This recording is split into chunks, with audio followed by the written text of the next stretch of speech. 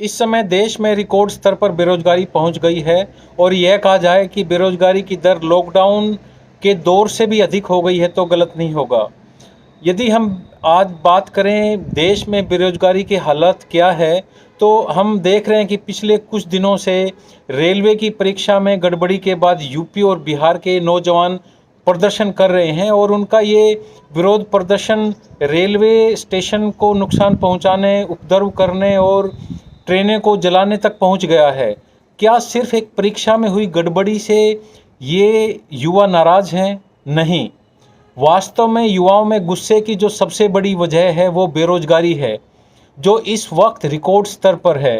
बेरोजगारी का जो डेटा जारी करने वाली संस्था है centre for monitoring Indian economy CMIE, उसके जो हाल के आंकड़े हैं वो बताते हैं कि सितंबर और दिसंबर 2021 के बीच में देश में बेरोजगारी की कुल संख्या 3 करोड़ 18 लाख रही है। इसमें 3 करोड़ 3 लाख की उम्र तो 29 लाख से कम है। यह संख्या 2020 में देश भर में जो लॉकडाउन लगा था उस दौरान से भी ज़्यादा है। तब देश में 2 करोड़ 93 लाख युवा बेरोजगार थे। खास बात यह है कि 3 करोड़ 3 लाख युवा तो वे हैं जो काम की तलाश में हैं, जबकि 1.25 करोड़ युवा ऐसे भी हैं जो रोज़गार तो चाहते हैं लेकिन थक कर काम नहीं मिलने की वजह से घर बैठ गए हैं। यदि इन्हें भी इस बेरोजगारी में शामिल कर लें तो कुल युवाओं की जो संख्या है वह 4.25 करोड़ हो जाती है। CMI बेरोजगारी का डेटा करने वाली एक अकेली संस्था है और यह एक विश्वसनीय संस्था है क्योंकि इसके डेटा का इस्तेमाल RBI के साथ साथ केंद्र सरकार और राज्य सरकारों के विभिन्न जो विभाग हैं वो भी करते हैं।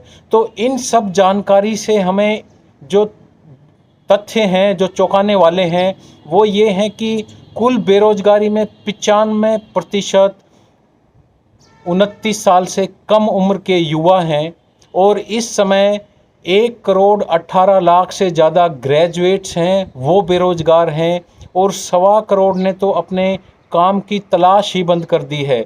सिर्फ 4 साल में ही 1.25 करोड़ युवा बेरोजगार हो गए हैं। यह काफ़ी बुरी हालत है। इस समय रोज़गार के अवसर नहीं मिल पा रहे हैं युवाओं को और उनमें इस बात को लेकर काफ़ी नाराज़गी है। युवाओं में बेरोजगारी ज़्यादा क्यों है? यदि हम इसकी बात करें तो नई वर्कफोर्स में युवा ही जुड़ते हैं लेकिन पर्याप्त संख्या में नई नौकरियां नहीं मिल रही हैं, नहीं जनरेट हो रही हैं, इस कारण से ऐसा हो रहा है।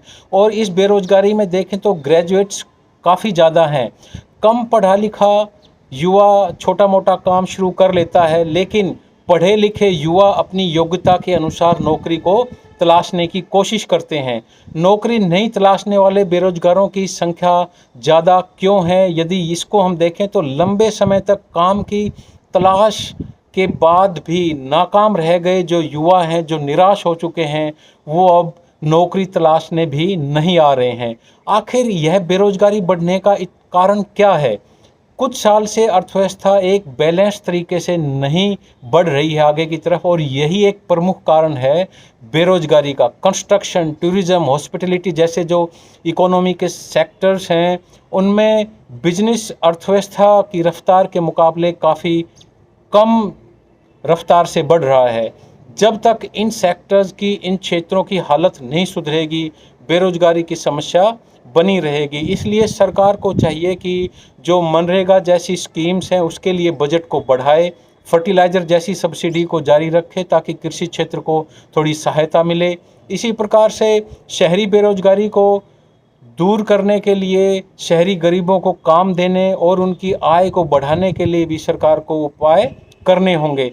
आखिर ये हालात कब सुधरेंगे? यदि हम इसकी बात करें तो इस साल से स्थिति सुधरने लगेगी, ऐसा हमें उम्मीद करनी चाहिए। इस तरह की जो क्षेत्र अब तक महामारी से नहीं उभर पाए हैं उनकी हालत सुधरने की संभावनाएं हैं। लेकिन बेरोजगारी एक ऐसी समस्या नहीं है जिसका एकदम से हल किया जा सके।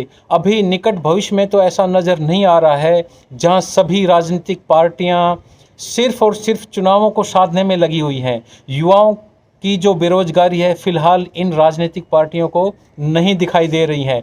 पिछले 2 साल से कोरोना की वजह से कई विभागों की भर्तियां पटरी से उतर गई, उनमें भर्तियां नहीं की गई या बहुत कम मात्रा में की गई। 1 मार्च 2020 तक केंद्र सरकार के जो विभिन्न डिपार्टमेंट्स थे, उनमें लगभग पौने 9 लाख पद खाली थे। ऐसे में रोजगार देने के लिए इन पदों पर जल्दी से जल्दी भर्ती की जानी चाहिए। सरकार को भी रुकी हुई वैकेंसियों पर जल्दी से जल्दी भर्ती करनी चाहिए। इसके अलावा प्राइवेट सेक्टर में नई नौकरी पैदा करने के लिए भी सरकार ज़्यादा और तेज़ी से प्रयास करे, तभी इस बेरोजगारी की समस्या से निपटा जा सकता है।